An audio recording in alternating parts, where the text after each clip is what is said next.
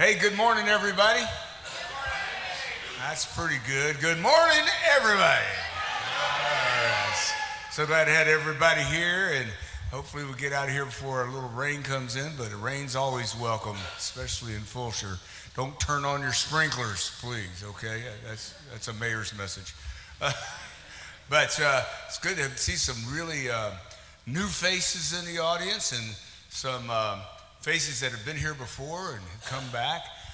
One face I just want to do a shout out that's not here, that has left us, and many of you knew Vincent Vecchione, and he recently passed away, and he came to our meetings many times, but he was a pretty inspirational guy and always positive and went through a lot, but I like to think he's in a better place. So thank you, Vince, for being part of my life. Yeah, absolutely.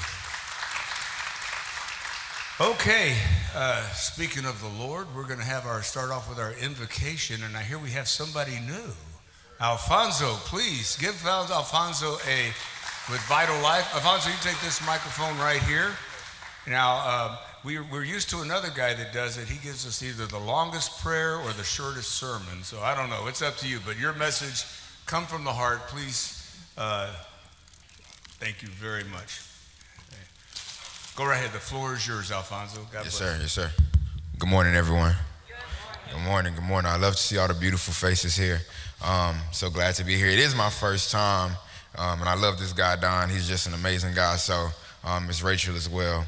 I'm going to go ahead and usher everybody into this meeting with the Spirit of God. So we'll go ahead and bow our heads and go before the throne. Dear Heavenly Father, I thank you for this day. I thank you for every single person that made it in here to be in this community. Father God, this is what the heaven's gates is going to look like. Every different color, every different creed. There is no color, there is no creed that comes into the heaven gates. And so, Father God, we thank you for this day, and we ask that the blood of Jesus be flowed over this meeting today, Father God. We know that you are the Prince of Peace, the God of love, and we pray that that will be the spirit that flows through every single heart, mind, and soul today. In Jesus' name, amen. Amen. And thank you, Alfonso. Well done. It's like Gary Krakowski might be out of a job. I don't know. Okay. All right, I'm going to ask if everybody put their name in here. Look at these wonderful prizes we have today. Well, it's too late. Oh. Thank you, sir. She'll have a horse. Look at all this. Look, I bet all their cards are already in here. Everybody but Newell Cheatham. Okay, is Newell here today? Oh, hope he's all right. All right. Everybody good? All right. Thank you very much. Dina, would you please lead us in our Pledge of Allegiance, please? And our country our flag is being burned all over this country, and I'm telling you what, let's do it. Let's do this Pledge of Allegiance with a lot of meaning, everybody, please. After you, Dina. We pledge allegiance to the flag of the United States of America and to the republic for which it stands, one nation, under God, indivisible, with liberty and justice for all. And to everybody that serves, thank you for my freedom. Amen. Yeah, it hurts my heart when I see our country in shambles and all this, and so let's just pray for our country right now. And our flag is, we are one nation under God. So let's keep that in mind. And I'm just glad we live in a community where we are all one nation. As Alfonso said, we're all together here. And I love coming. I was talking to a new gentleman visiting, and we were just discussing. I said, look at everybody out there talking to each other, and there's no real cliques around and everything. So I thought that was really pretty cool. And it's always been that way. For over 10 years, this chamber's been in existence, and I'm very proud of all of you for doing that and welcoming all the new people that are coming and helping each other out on a daily basis. That's amazing. Hey, today's breakfast is sponsored by Tricia Turner and the Realty of America. Is that right, Tricia? All right, Tricia, you get a chance to come down and model and come down here, and you got to do the model walk. There you are. Dun, dun, dun, dun, dun, dun, dun, dun, dun. It's a little quick. Okay, now make your turn. Okay. Hey, you guys, this is low. That was loud. First of all, I've been a member, and that's bright. Oh my gosh, I didn't realize how bright that was. Been a member of Fulshear for about 10 years now. Had a real estate company in Fulshear also for 10 years. Been a member of the chamber for 10 years. I was like one of the original members when we were at Wong's. Wasn't that the name of it? Yong's. In that little room back there. Remember that? It was crazy. And so we've been here for a long time. So love Dawn, love Rachel, dear friends of mine. We do have a real estate company. We are kind of off the beaten path right now, but we're going to be moving our office back onto the main road here in the next couple of months because our property is for sale. So I know last month there was a lady in here looking for land. So we've got 2.5 acres for sale, unrestricted. Our real estate company is there, and we have an event space there. It's 1.85 million income producing property. You guys come check it out, and of course reach out to us for real estate needs. All right, let's hear it for Tricia Turner, and let's give her a round of applause for that great breakfast out there. If you haven't had the breakfast, and along with breakfast, it wouldn't be breakfast without coffee, so we want a big shout out to Humble Grounds Coffee. They're a little short-handed, so they're not here today, but please, thank you, yeah. If you go get a coffee today, this week, whatever, we love local, and so stop by. I think they have a store in Katy as well, but we love your sales tax dollars here in Fulshear. Okay. I got to play the mayor card a little bit here and there.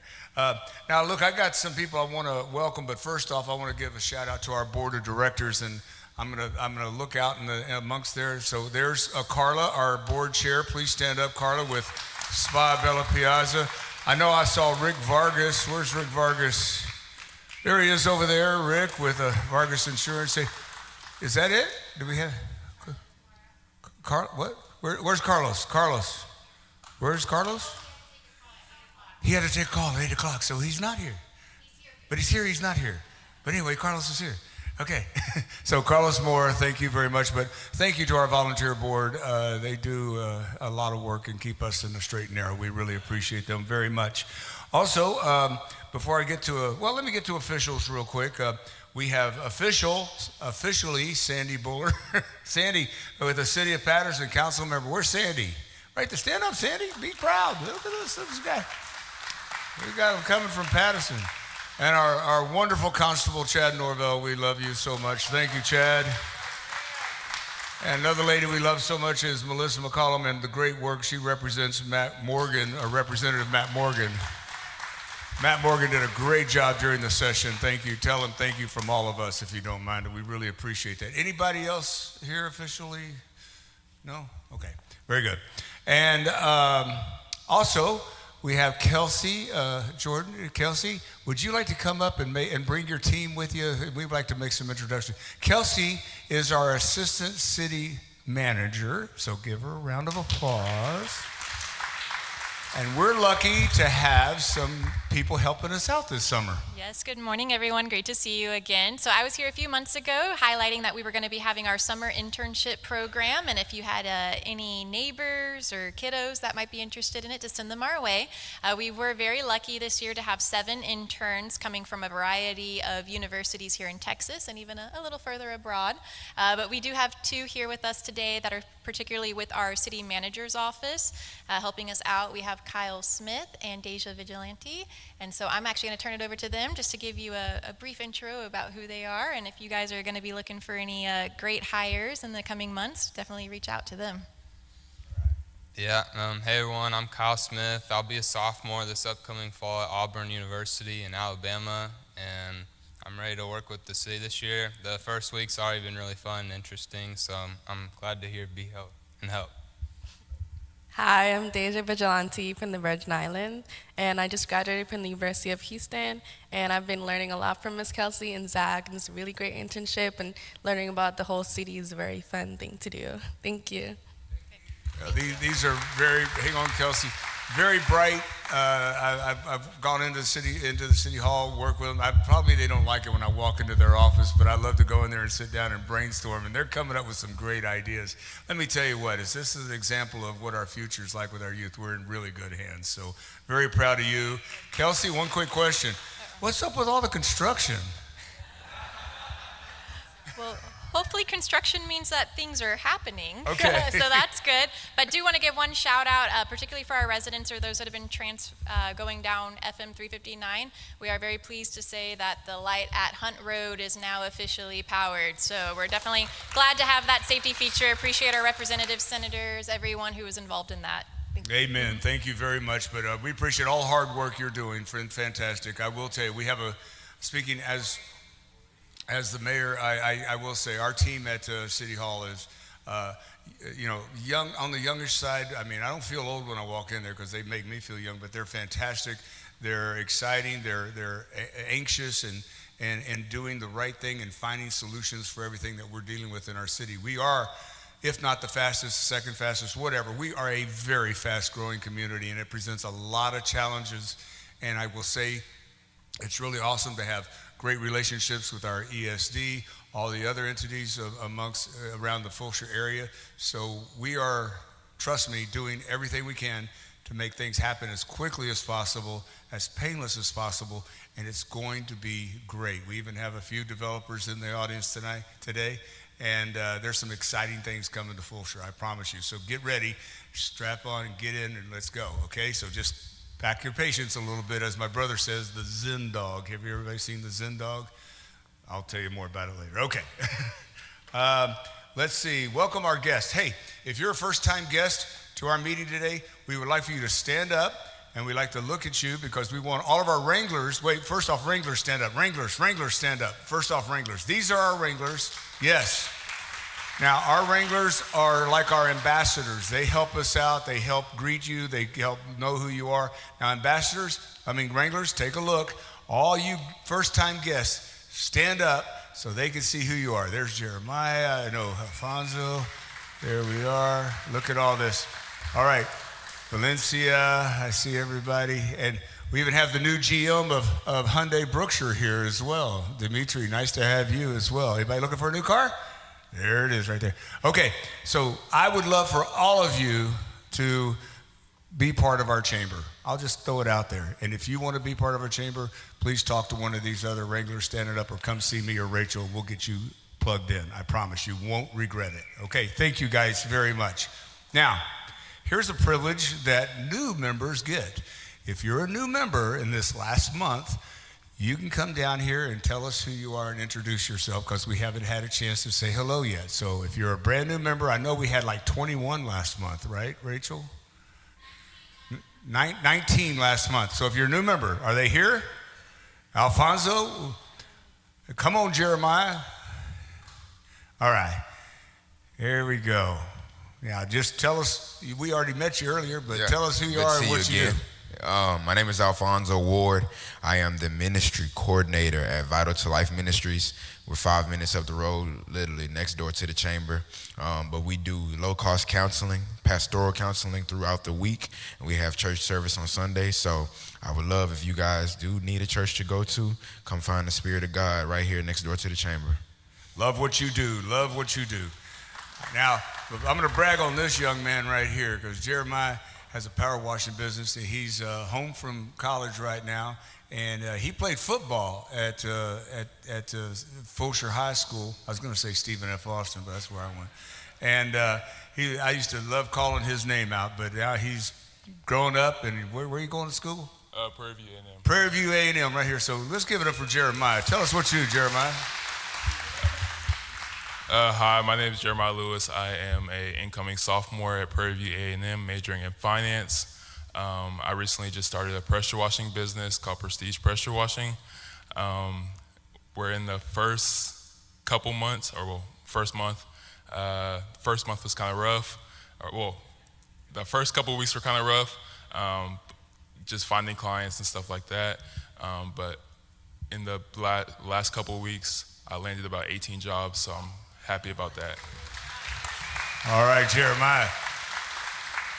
Good man. Bring him under your wing. He's starting his business and finance. You never know. He could be your financial advisor and all that. And maybe even wash a few cars for you, Dimitri, out there at Brookshire, come out there and take care of that for you. Yes, ma'am. Go right ahead. Hi, I'm Trina Rothman with Homewell Care Services. We provide private duty caregiving with a nurse delegation, so we can do things like med management and in advanced care. Well, we're so happy to have you part of our family. Thank you so much. My name is Jeremiah Jackson. I'm with J3 Electric. We're based here in Fulshear. We've been here for 8 years. Looking to expand. We do a lot of residential, but we're also expanding into commercial. We also do generators, sales, and installs, working on the maintenance contracts also. So if y'all need anything from adding plugs to building custom homes, just let me know. Thanks. That wasn't your time limit. That was, but fantastic. And I don't know, we have many electricians. Do you have something to say? Oh, let's give it up for Rachel, everybody. Yeah. Oh, wait. You got, man. He's jealous, y'all. He's man. jealous. I just want to say Jeremiah was a bullfrog. Sorry, had to do that. I met a plumber in here today. Where's my plumber? Albert, there he is. That was going to drive me nuts. That's all I've got to say. Thank y'all for being here. Yeah, we do referrals here too.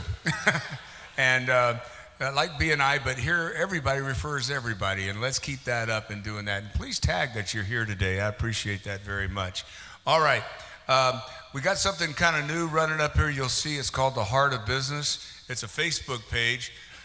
I'm sure Chief is a part of business, but it's a Facebook page. It's in groups, and it's called Heart of Business. And this is now a new Facebook page where you can go in as a member and plug in anything that you're doing, like specials or what you're doing with your business currently. We have our Facebook page at the Chamber where we inform outbound, but we would love to have a place for you to say everything about what your business and what you're up to. Now, if I see you putting out videos, there it is right there. If I see you putting out videos or something on your, because I follow a lot of you and I see you guys, I'll go ahead and share that over to, I'll share it to that Facebook page. And the website's on this agenda if you grab one as well. But just another way. Also, I sent out an email yesterday. Fort Bend ISD is having who signed up for, somebody did that, it was Ken. But Ken did it, but listen, look at your email. All of our emails, we try not to pound you with too many emails, but they all are important. And this is, Fort Bend ISD is having a vendor booth thing, but it's also, you can go and register and meet the people at Fort Bend ISD if your business would like to do business with Fort Bend ISD. So you have to register, look for the link. If you haven't found it, give me a call or shoot me an email and I'll send it out to you directly, okay? So, we have coming up, our next event is Liberty on the Brazos. It's one of our largest events of the year. It's our 4th of July. It is going to be out at Abe and Lizzie Daly Park. Savant Energy, is Jay Prasad here? No? Savant is our fireworks display, our sponsor. We also have a huge Methodist is our Methodist is our title sponsor. We have a band called Sonic Seduction. Many of y'all know who Sonic is. But then after the fireworks are done, Van Halen's gonna play. Yeah, the real Van Halen. And seriously. And so come on out. It's gonna be a lot of fun. But keep in mind, last year there were so many people. We're gonna have to mitigate the traffic. So what it is, it's $5 a car. So Jay Danella, if you can fit 7 people in your little Toyota, it's $5 for as many people as you can stick in there, okay? All right? I know the Maldonado, you'll probably go get an Avis rent-a-truck and bring everybody and that, but it's $5. So, but anyway, we look forward to having you all out there. It'll be a lot of fun, and it's from 7 to 10, maybe 10:30, okay? So, all right, hey, Chief, you want to help me give away some prizes and make you the hero before? Guys, we have a brand new fire chief. Yes, his name is Chief Doug Boeker, and Chief comes to us we got him from Sugar Land. Yeah, we got you from Sugar Land, didn't we? Yeah, say hello. Good morning. Yeah. He's also an auctioneer guy, right? Well, I'm the reader. He's the reader. He's a good guy, but we're so happy to have him, and we want to give a shout out to our ESD4 and Tommy Kirkendall sits on that board. Is anybody else here from ESD board? David Melanson, thank you, David. We appreciate you. And these guys went out and got who I think is a real great chief for our area, and he's very personable and he's involved in the community, and you're going to enjoy what he's going to say. But this is a fun part where you get to give away prizes. So you get to pick here, and then go ahead, Rachel. If the donor of the door prize would also come down, we'd like to grab your picture with the winner. Yeah, Okay? so Mike's right here. All right, so the donor, come on down. We're going to do Rachel, who's the first prize? What are we giving away? You got a microphone there. What do we have? We have Sarah Torres. Sarah With Torres is TMP. giving this away, and we're going to do a picture with you and the winner. And the winner's Allison Short. Allison Short, come on. From First Financial Bank. Here, you can just hold on to that and then put them out in hand or two. All right, and there we are. A real quick picture. All right, what do we have here? Rick Henderson, come on down. Rick Henderson, looks like a picnic basket. It is a picnic basket. Let's go. Picnic. Picnic. Anybody know what that's from? Hey, boo-boo, let's get a picnic basket. Rick Henderson, you are giving this away to Patricia Polizzi. Patricia with Club Co. Yeah. So awesome. Y'all take Thank your you. picture right there. Take your picture, Rick, with Mike. Yeah. Okay, next up, hey, Mike, where's Mike with real-time pain relief? Mike is in the back, there he is. Mike Come on Martin. down, Mike. Now, Mike's gonna come down, he says you rub it on, the pain is gone. Mike will rub it on for an extra fee. And I'd like to see this happen because he's gonna be rubbing it on Ken Cossum. Yes, Ken Cossum, come on, Ken. Oh, this is going to be a video. Let me tell you, Ken, our video production guy, I want to see this. Brown chicka brown cow. Rhonda Glover. Oh, who we have? Rhonda Glover. Hi, Rhonda. Good to see you. The Okay. Van Show. What do we have? What's the prize? Oh, it's a lunch pack and some other swag items. A lunch pack and swag. Anybody know what swag means? Stuff we ain't got. That's right. Stuff that we buy for Yeah. you. Okay. And this goes to Christina King with Viva 3 Physical Therapy. Viva 3 Physical Therapy. Here's Christina. That's right. Come on down. Keeping people loose Mike right across here. America. Look at Mike. Got a right lot of there. door prizes, don't we? Go ahead. It looks like a sippy cup. Trina Rothman. That is so cute. Gina? Oh, it's, Trina. oh yeah. Tarina. Trina. Roth. We're gonna get it right here. That's all right. Well, wait. I used to have a Ford Torino. That's what my dad calls me. He says Torina. Trina. Trina. Okay. Well, with Homewell, here's Trina. And this is a adult sippy cup. Where Mike can take a picture. And it has a place for your phone, I guess. And the winner is from Creative Twist, Scan Me. I don't have your name on here. Catherine Perryman. Catherine? Catherine Perryman. Oh, hi.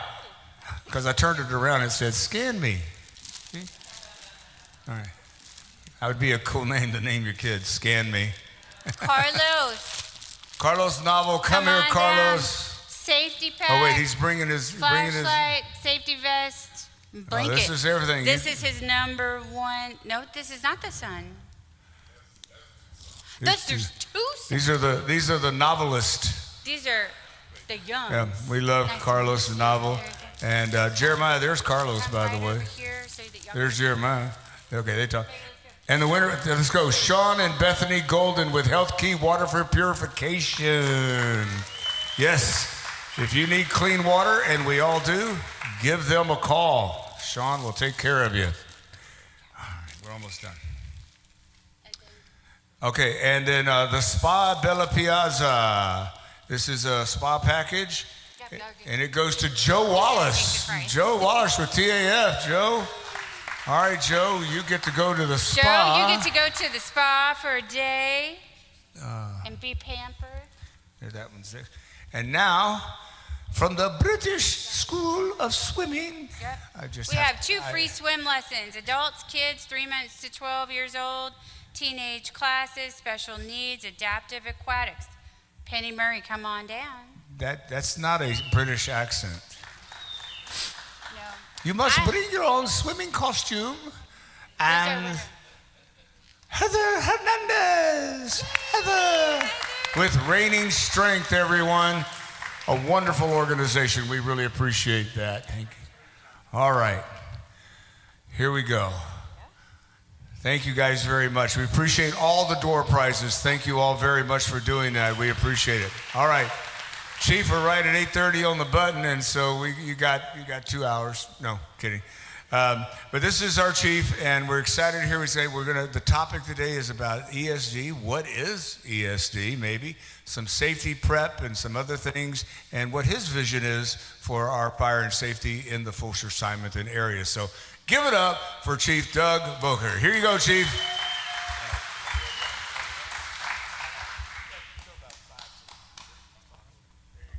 All right. He said 2 hours, so I'll give you your money's worth. So I am happy to be here. This is my 3rd chamber meeting, and I've lived in this community for about a dozen years. I was the fire chief in Sugar Land for the last 6 years. I worked there for 32 years. And when I saw the opportunity out here, it was too much to pass up to be part of something this exciting. The explosive growth and a real visionary ESD leadership team that is building a fantastic organization. So it's kind of novel to work in the community in which I live. Haven't done that. And in some cases, it was actually preferable not to because you see the worst of things and you want to go home to a different environment. And so there's a steep learning curve for me. So when the mayor asked, well, he didn't really ask, now that I think about it, he told me I was going to speak today. And I was like, well, what exactly do you want me to talk on? And last month I grabbed him, I said, what do you want to hear? And he's like, I don't know, talk about fire stuff. And so that allows me great artistic license in what I want to talk about. And so I want to tell you about an ESD. I'm going to tell you how it associates with the fire department. I'm going to tell you about some of the growth and as we serve 3 cities across this area and in a very expansive geographic area. And then I want to talk about our employees and how hard we work to provide effective leadership. The last 2 meetings, chamber meetings I came to, there was a self-help coach on how to build your business. And prior to that, it was another business topic on how you can grow your business. And so I think that's what I chose to talk about. Probably half of what we'll talk about today is the leadership concepts that we're using in the fire department, because arguably the fire service and the military spend more money on leadership training for small unit leading than private industry can afford. If you work for a big 500, there's probably a lot of leadership training that comes your way. But as I look across, Chad Norvell and I were talking prior to this meeting, and he's saying, when you look at this chamber, this is the nuts and bolts of local society. These are small businesses. And so I'm hoping that maybe some of the things we do will resonate with you. And I know that there's a lot of fire departments that actually provide leadership training to their community, to their small businesses. And so that's what I've decided to do. And I will be done in 1 hour and 57 minutes now. And so we'll go to the first slide. And so an ESD, it stands for Emergency Services District. It's a funding mechanism. It started really with rural fire protection districts, and then it turned into ESDs, and then the state law converted all rural fire protection districts into ESDs. And so if you live in this area, you'll see Fort Bend ESD 4 on your county tax roll. And that's how we're funded. We're funded through ad valorem taxes, where if you live in a city, traditionally most cities will have a fire department and it's part of their general fund, versus here it's a self-funded mechanism. Now there's an efficiency and an inefficiency that comes with that. When I was with the city of Sugar Land, we spent about 18 cents of our 35 cents of city tax on fire service. And and that's a lot of money when you factor in that the average city is paying more for public safety than they collect in property tax. Now, I'm going to let that resonate with you for a minute. And so I'll talk specifically on the city of Sugar Land. Sugar Land spent $45 million a year on police, fire, and dispatch. They collected $35 million a year in property tax. The balance of their $100 million budget came from franchise fees, permits, sales tax, sorted fees like that. And so literally when somebody will get in a public safety person's face and say, I pay your salary, and like, well, sort of. And so it was a really interesting concept when cities started overlaying with ESDs, because now it allows the fire protection aspect of that to be funded through a 10-cent mechanism, and the cities don't have to contend with it. I'll tell you, no city manager likes to have a fire department. They like it when there's a fire and they have a fire department, but fire departments are very expensive. They're labor intensive, and in a city setting, they cost about 92% of the fire budget is for labor. And when you look at those fire trucks in stations versus fire trucks running calls, that can really grind on a city manager.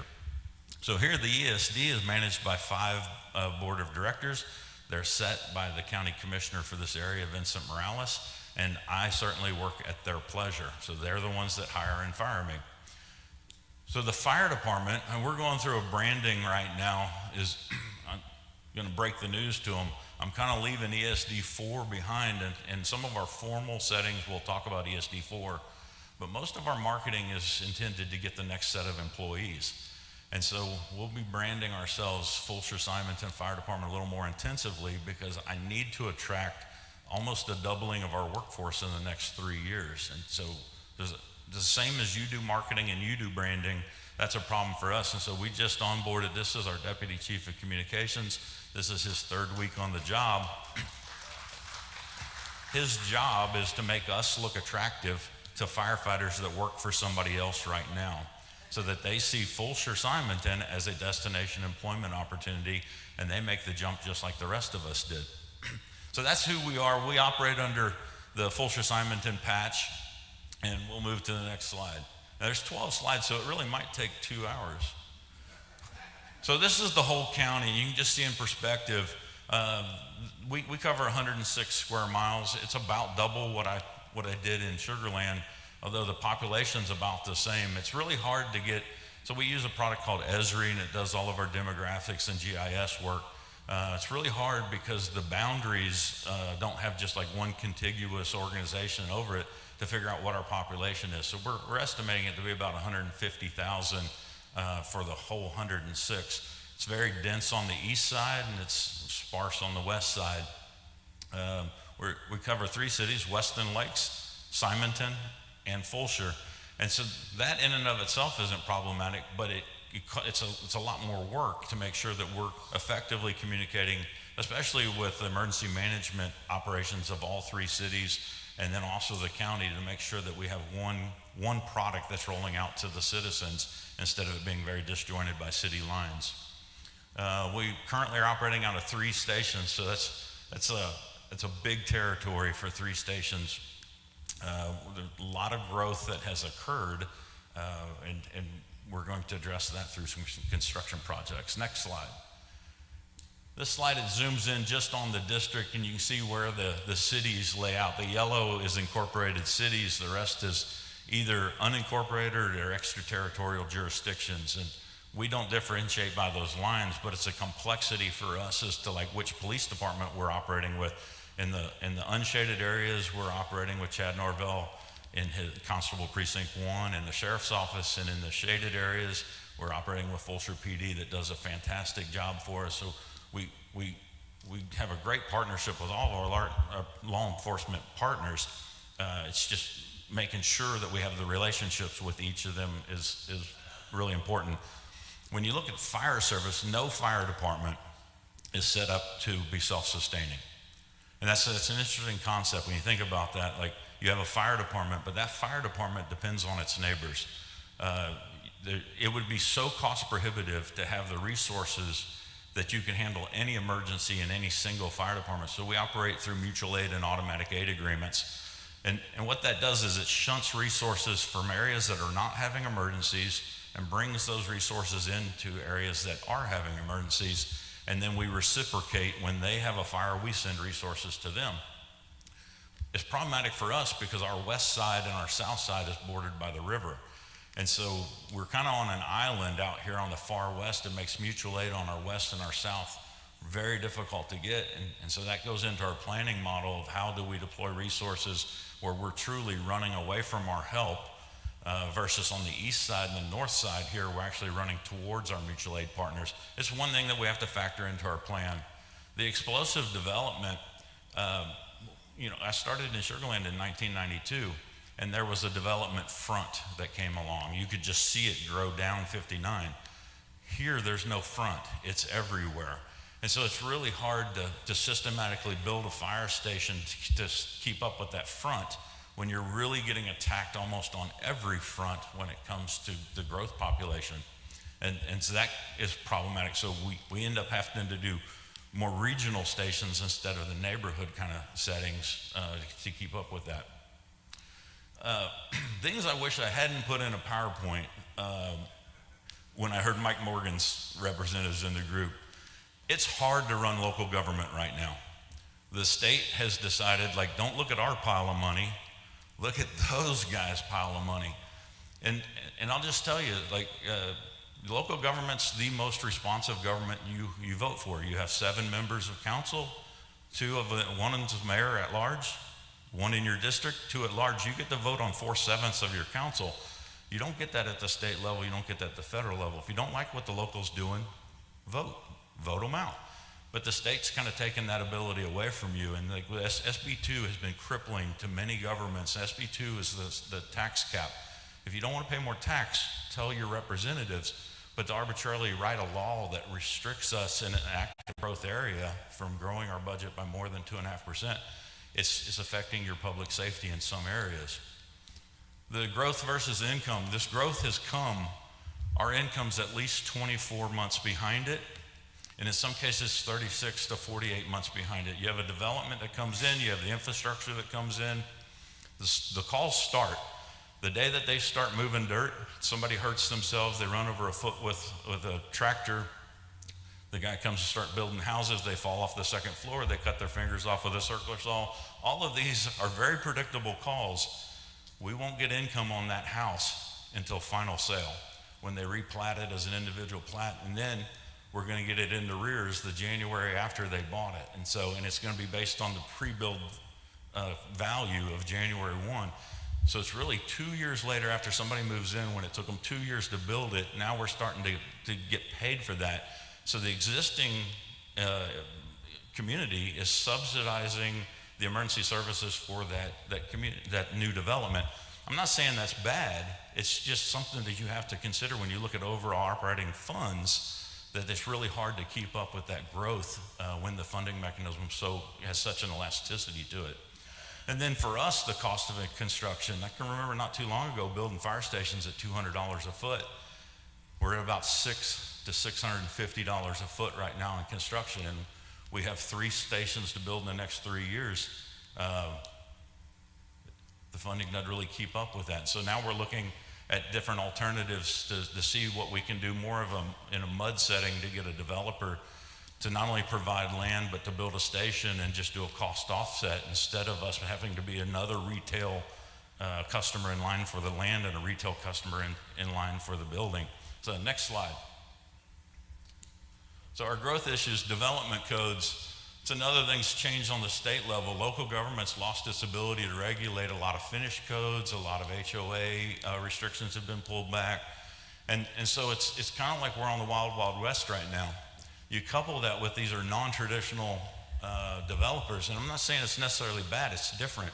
And so when you would have a developer come in and they would buy 4,000 acres or 1,500 acres, and then they would bring in 3 or 4 different home builders to build, it was a more controllable product. The developer would put land aside for public safety, for parks, for amenities. Well, now it seemingly has been that the developers have been cut out, the middlemen are gone, and the home builders are buying the land directly and building it. And when profit's the absolute motive, there is no land set aside for public safety. And so now we're competing with the people that want to buy a house in there to buy a lot in there to put a fire station to protect the people that aren't even there yet. It's just it's a change in how it works, but we're trying to shift on the fly on how to keep up with that. And next slide, please. And so this is a slide, this is really the nuts and bolts of what we're working on in our fire department. The apparatus purchases, when I got into the fire service, you could buy a really nice fire truck for $150,000, and I thought, man, that's ridiculous. And when I say that, you're probably thinking like $150,000, that's a ridiculous price. Let me tell you, a pumper right now is $1 million. That's just for an average fire truck, so not even bells and whistles, $1 million. And then a replacement ladder truck, we have a platform that is going out, telling the mayor, like 4th of July, we won't be hanging a flag at the 4th of July ceremony because we're sending our ladder truck out for maintenance. It's a $40,000 oil change. When you think about, it's a 30-day PM, that's what it costs to maintain that piece of equipment. If we want to replace it, it's $2.5 million. So all of a sudden now driver training is a whole lot more important to us than it ever was, because you wreck that, it's $2.5 million and 4 years to replace it.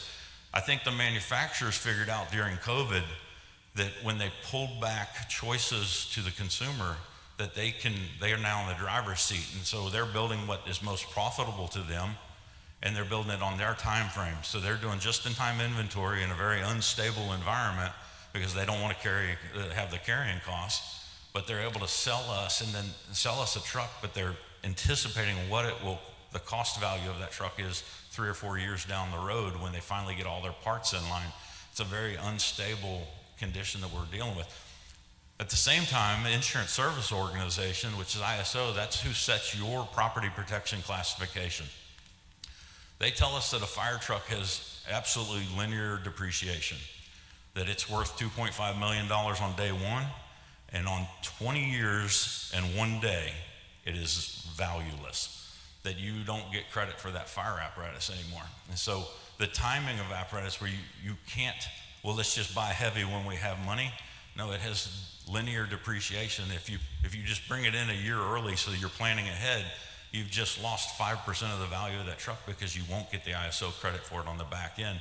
So those are just one more thing of things that I work on. My son's also in the fire service, and he's like, what do you do all day? And I'm like, nothing that has anything to do with putting out fires. Like, we run a business. The station construction projects, I am happy to report that last week we started moving dirt in Jordan Ranch. That will be our fire station number 6. We're in constant movement in downtown Fulshear for reopening our station 5. And I'm hoping to be able to use some salary savings from this year to move up a design phase for the Bella Terra station, which will end up being Station 7 over on the east side. Well, I think we've looked at property for 3 or 4 more stations. We're probably about a dozen stations at build out if we're conservative. If we're not as conservative with it, it maybe hits 15. It depends on timing and money, but we know we're going to do three stations the next 3 or so years, and the cost just keeps going up. The expanding workforce is a very competitive. When I got hired into the fire service, you applied everywhere, and you went to work with whoever hired you, and you were dang happy to get the job. That ain't it anymore. These guys have so many options, and and now, like the scheduling, they're working 48 on, 96 off. So they work 2 days on, 4 days off. So all of a sudden, when you start looking at our fractal employees, so our 80 percentile puts us about in Bryan, Texas, where our employees will live. And so if they come out of their driveway and they take a left and drive 2 hours, they come to Fulshear. If they go out of their driveway and they take a right and drive 2 hours, they can get into Midlothian, they can get into Waxahachie. If they drive 2.5 hours, they can get into Allen and Plano. Starting salaries up there, Plano just crested $100,000 starting salary for firefighter paramedic. The market in the Metroplex is much more robust than the Houston market. But because of the scheduling, we now compete for the same employees. And just on the local front, the competition in getting the scarce resource of employees. It's definitely an employees market right now that we have to compete not only just with starting salary, but total benefit package, schedule. And so what we've decided to do is to lead with culture and leadership. And it's kind of a new concept in the fire service. It used to be do what I told you to do or I'll fire you. Now is like, come and work here and I'm going to develop you and I'm going to help provide for the rest of your career. And so that's what we're doing in Fulshear. And time permitting, I'll get to a few of those slides. The branding, marketing, we talked about performance measures or performance improvements. This is just like the nuts and bolts of running a fire department. We're actively working to improve our EMS. We're going through some advanced airway, keeping viable patients. We don't do the ambulance service, that's through the county, but we are a first responder organization, and so we're pushing the EMS front to make sure that we're providing the best level of care to the community. There's probably 100 fire trucks in the county, and there's only 18 ambulances. And so that's why you'll get a fire truck to a medical call before you'll get an ambulance. I just want to make sure that our crews are providing the highest level of care in that interim few minutes before the ambulance gets there. Dedicating the Fulshear way. It's a rapidly growing fire department. The average tenure of our 75 employees is about 4 years. And so many of us came from someplace else. And so, like, I know how Sugar Land did it, and we have a group that came from Richmond. We just hired half of the Victoria Fire Department, and so they know how Victoria did it, and we have a Rosenberg contingency. So defining the Fulshear way of how we're going to do it is like a big project for us right now, redefining what service looks like, what our expectations of customer service are, how we perform when we get off of a fire truck, how fast we get out of a fire station. And so setting performance matrix that hold us accountable to provide a level of service, and we can look at that across the shifts and across each crew to make sure that we're delivering a consistent product. This is a really interesting industry, and I don't want to take away from anything you guys do, but think if you were held to our standard. A layperson calls your number at any time, not during business hours, at any time they call your number and they say, I have a problem.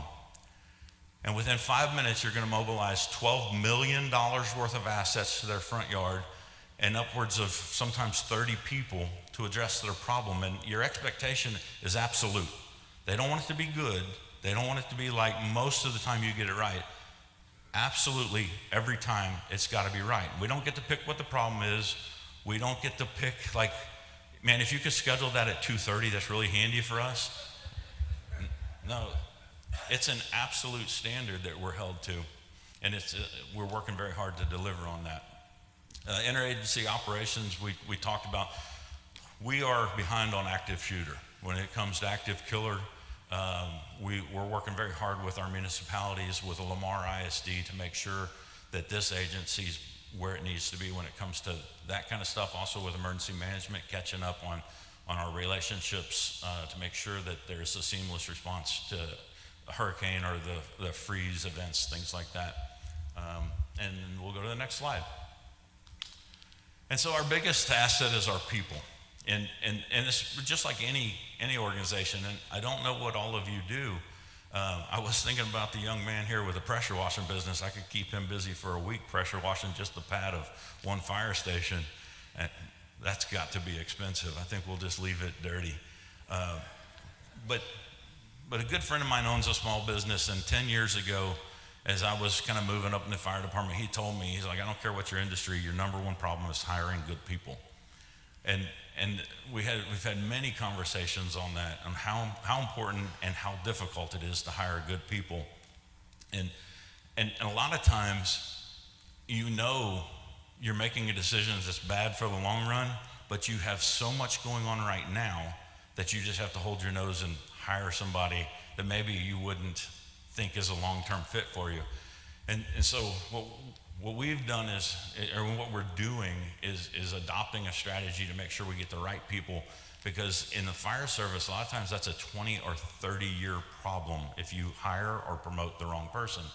And so next slide, I'm going to go relatively quickly. Looks like I have about 5 minutes. This is a great book. If you've never read it,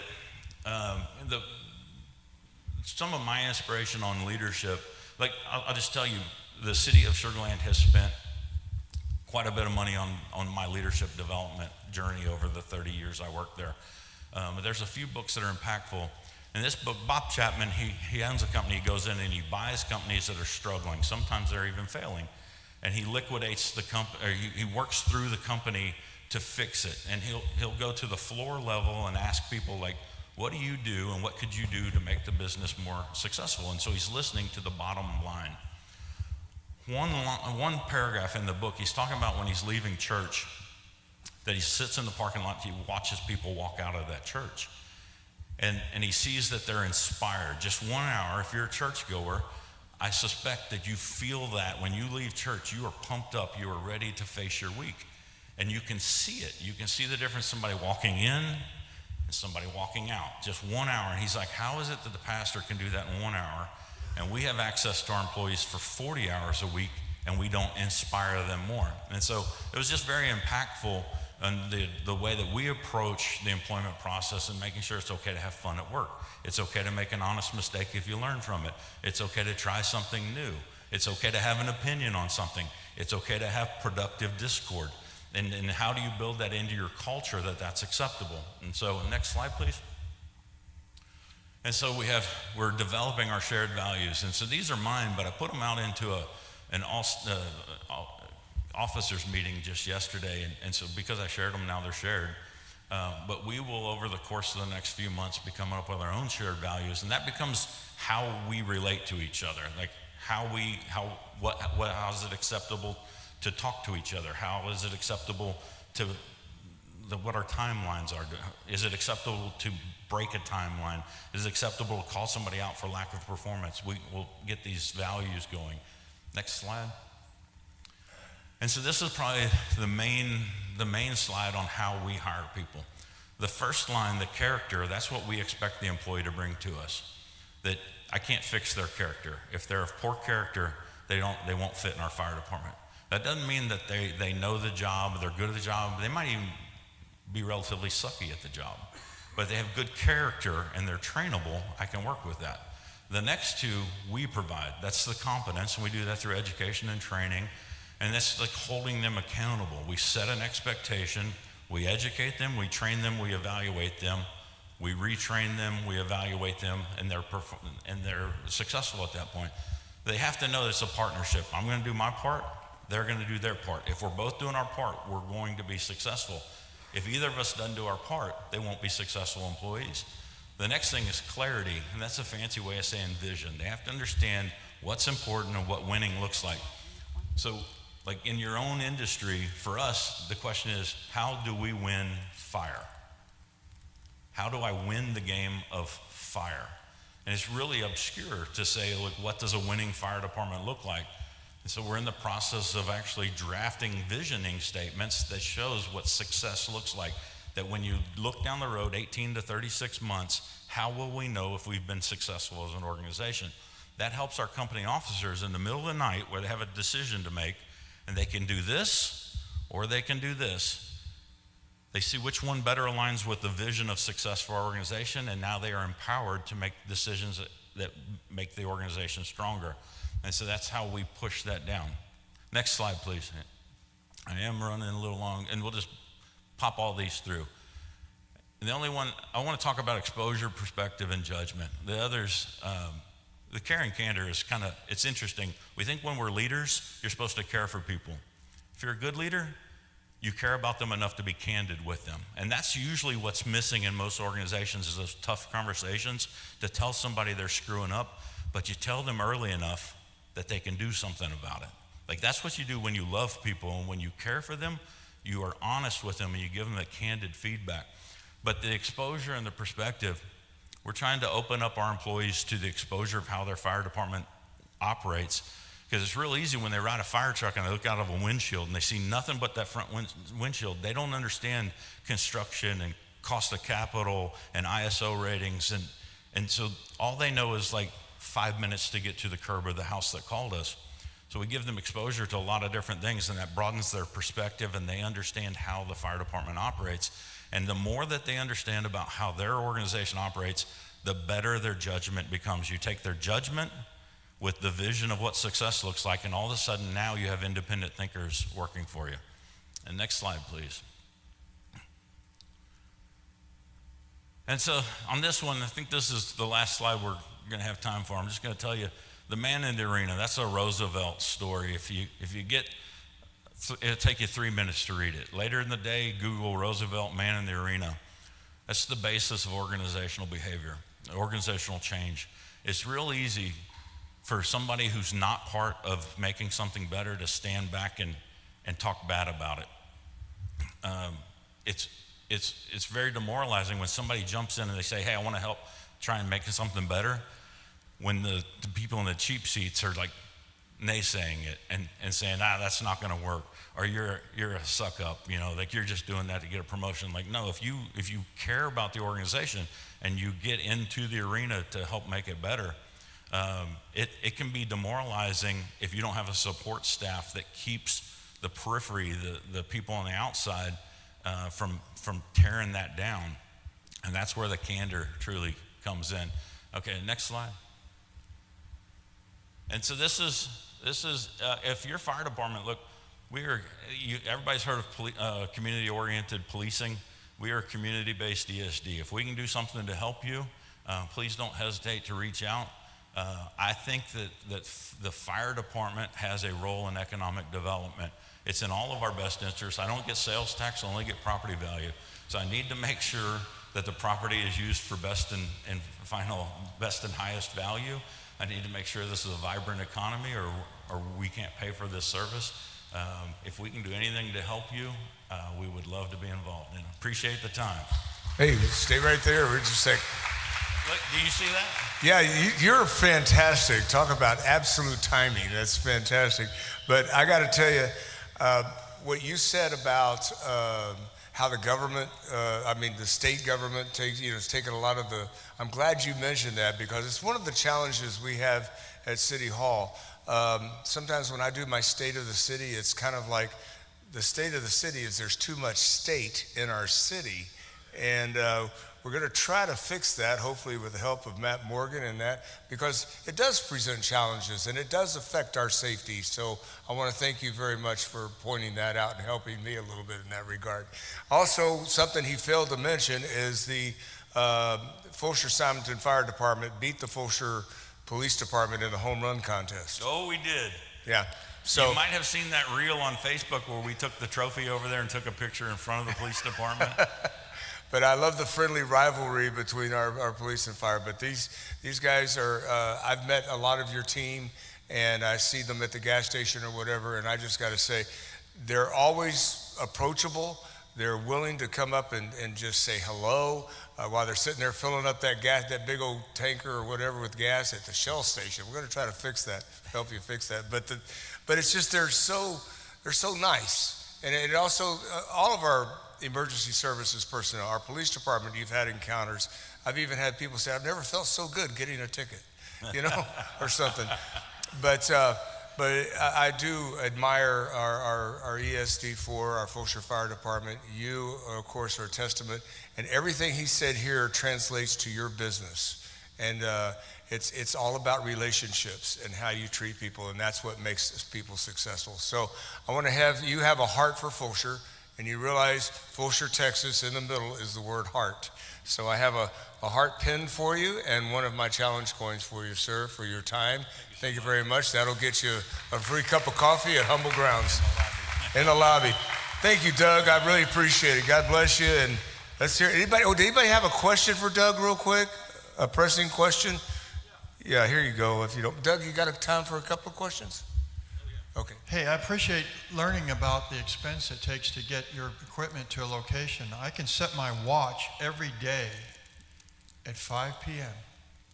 because every day at 5 p.m. the trucks go by to an accident that occurs at 362 and just north of me. And I know that's not your area. The question is, do you have a way to influence correction for bad traffic? Well, I don't know anybody has the leverage required to fix bad traffic right now. We do. I tell you, I talked with the mayor probably 3 months ago about the 1463 traffic. Because of how it's routed, we're truly having to bring trucks down 1093 and into Cross Creek to come out Fry to come back down to 1093 because of the backup. And he and Vincent Morales kicked in, and I don't know exactly what those conversations were. I'm sure it was very pleasant, but all of a sudden the contractor fixed that problem for us. When I hate to say it, but our deadliest stretch in our territory is 359 North. And that light at Woods is a real game changer for us. And then up by the nursery is another problematic intersection. Like that light, so we have a light and people are going to be happy about having a light there.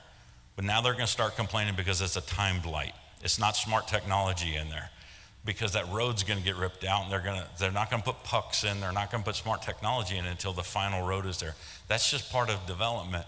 And so sometimes you just got to breathe in and kind of appreciate and enjoy the small victories. Exactly. Because it's a long road.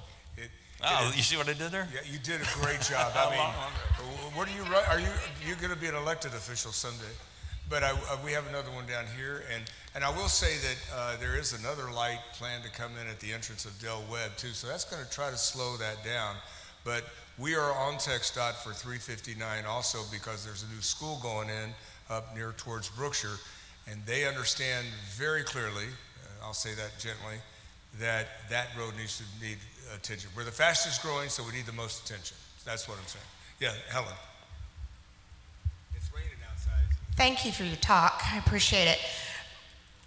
Just something puzzled me. 4th of July, you're going to have the ladder truck worked on? Aren't there a lot of fires during 4th of July with fireworks everywhere? Just thought that timing was odd. Yeah, so the truck, it was scheduled for a long-term PM, and then we had an air leak problem on it. That ladder truck's 10 years old. It's not like your car that you can run over to any shop and get it taken care of. There's only about 3 shops in the Houston market that work on those, and you're kind of at their beck and call and their schedule. Because of the air leak, we scheduled it to go in a little earlier. But that doesn't mean that we don't have access to aerials. That's the mutual aid system. We have an aerial to the north. We have 3 aerials to the east. We have an aerial from the south. And we've already adjusted our CAD response records that on even a light structure or structure fire, there's automatically an aerial that is dispatched from a different jurisdiction. So they basically got redundancies in place, and we don't necessarily need the ladder truck at 4th of July.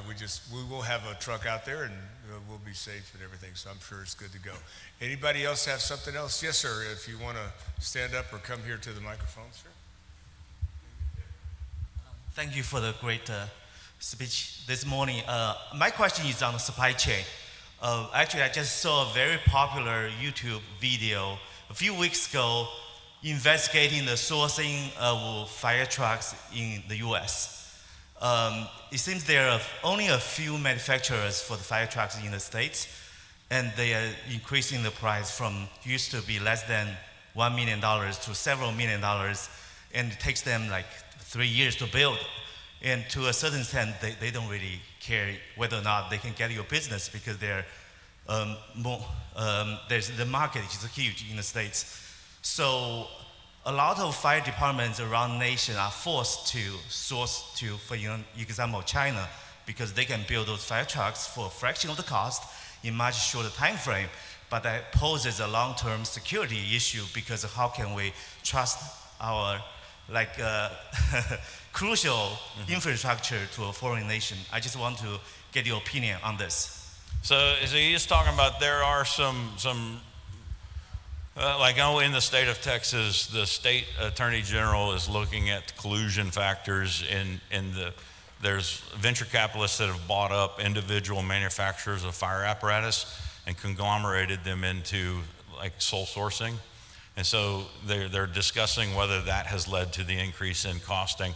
I do sit as the secretary of the Texas Fire Chiefs Association, and the state attorney general reached out asking for an opinion letter from the association, and I think we wisely remained silent on the issue. I don't know that I'm smart enough to know if what they've done is illegal or just really smart business. But they have a rev group that has pulled up about 5 different manufacturers, and Oshkosh is another big producer that has always been a big player, but they've pulled up a little more market. And so I'm just going to let the government kind of work that one through. The problem with buying, like you can buy ambulances out of Canada. Fire trucks are regulated by the National Fire Protection Association. They have to meet the NFPA spec. And if it's non-compliant, then I have a chief officer have to sign a form saying I'm accepting a non-compliant truck. And it's just not really within my risk profile to do that. So we're going to stick with NFPA compliant fire apparatus. Hey, Chief, I don't want to overlook somebody. We're going to go, but thank you for your questions, everybody. And Chief might hang around a little bit because he doesn't like to get his hair wet. No, I'm just kidding with you. One of the ladies that works with you, Brandy, I got to give a big shout out to her. She's been with the fire department for I don't know how many years, at least since 16 years. Brandy, would you stand up, please? Brandy, tell us about Brandy, if you don't mind. She's the, I guess her official title is the Chief Administrative Officer. But she's the person in the know. She kind of keeps it on the rails. She's the source of all the historical information. And what I've found is out of everybody I'm working with there, she's the one I depend on the most and the closest relationship I have. I think she and I, we think very similarly. She has a business mind and acumen that comes from hotel hospitality prior to the fire service. So she thinks like private industry and is able to bridge the gap into municipal settings. So she's been a real asset to us. Thank you, Brandy. Appreciate all you do for us. We appreciate it. Chief, well, if you got umbrellas that you can get everybody out to their car dry or anything like that, but I really, really appreciate you. And Chief Boeker, thank you, everybody. Yeah. As we leave today, I want to say God bless every one of you for being part of our chamber. If you haven't, if you'd like to know more about it, reach out to us. We'd love to have everybody be a member. And I want to give a special shout out to our Diamond members, Briscoe Manor, Community Impact, and Savant Energy. Thank you very much. And y'all have a wonderful, do you have something? Huh? Oh, wait, Rachel has something she'd like to say. Always. Eat more tacos. There's food out front. Please take it with you. Take some to your employees. You won't be late. You'll be the person that brought breakfast. Yeah. Hey, thank you guys. Appreciate you very much.